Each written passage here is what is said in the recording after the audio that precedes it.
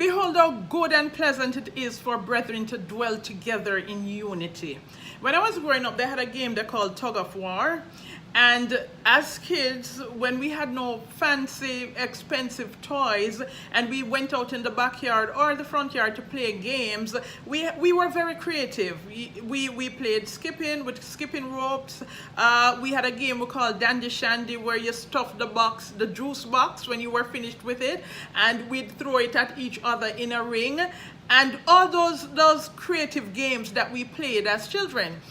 But Tug and War was very interesting because on one end you would have a group of kids, and on the other end you would also have a group of kids. There were two sides, and we had a rope in the middle that we were tugging on either end.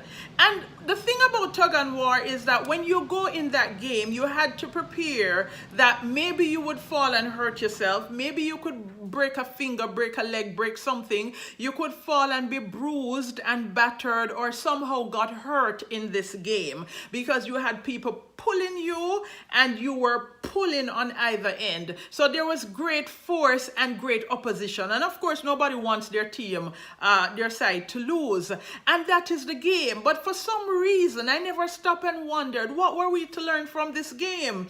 Until recently, I thought to myself that, but there are really no winners when we're pulling against each other. The only thing that we can be assured is that somebody may fall and be hurt or be bruised or broken or battered. And I thought about it and I said, as adults, we're not playing this game with that rope of tug of war as we played as children, but we're now playing with these invisible ropes. As a matter of fact, it's no longer a game. And we have these invisible ropes that we tug against each other and we pull and we hurt each other with gossip and we tug each other with lies and slander, and we tug so hard and we pull and hurt each other in business, in ministry, in families. It's all of this divide, and sometimes we're not even careful how much hurt we inflict on each other.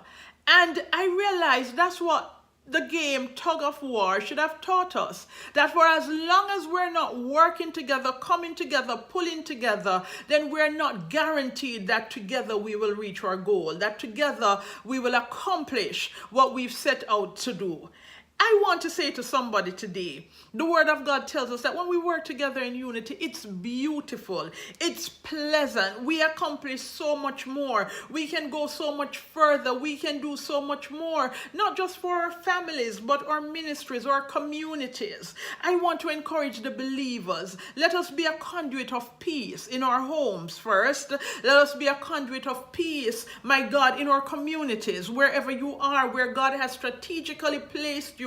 It might be on a job, it might be in a school, it may be in corporate America, or wherever you are placed.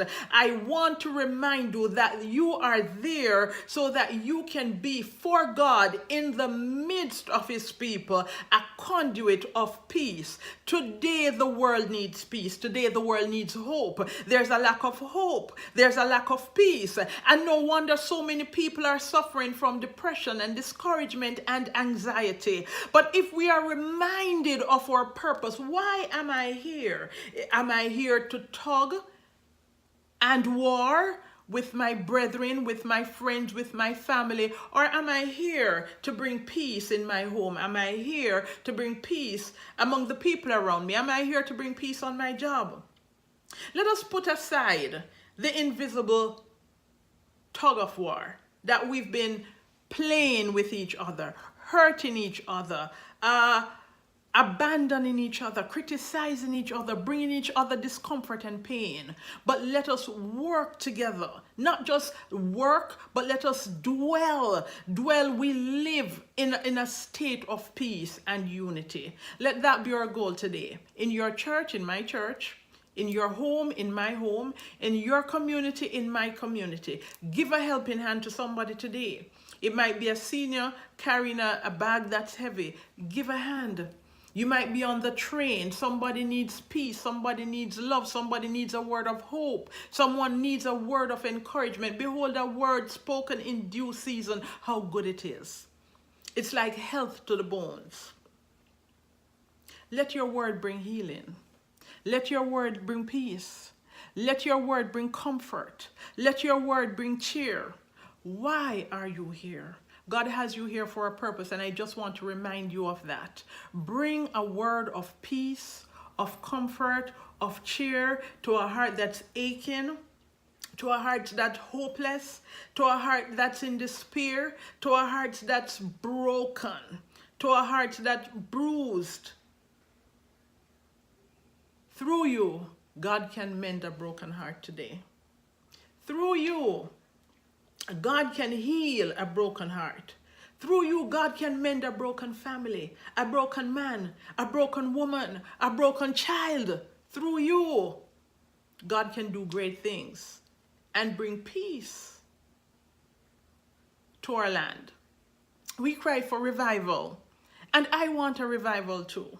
We cry for peace, and I want peace too. We cry for love, and I too need love. But let it start with us, each and every one of us. Let it start with you. Let peace begin with you. Let love begin with you. Let hope begin with you. And if in our own corner, each and every one of us says, I am going to start the revival. I am going to start the revival for peace, for hope, for joy that's lacking. I am going to start the revival. It's going to start with me. I want to encourage you today, each and every one of you. Let the revival that you pray for, let the revival that you seek, let the revival that you hope for begin with you, and it will spread through our country. God bless you.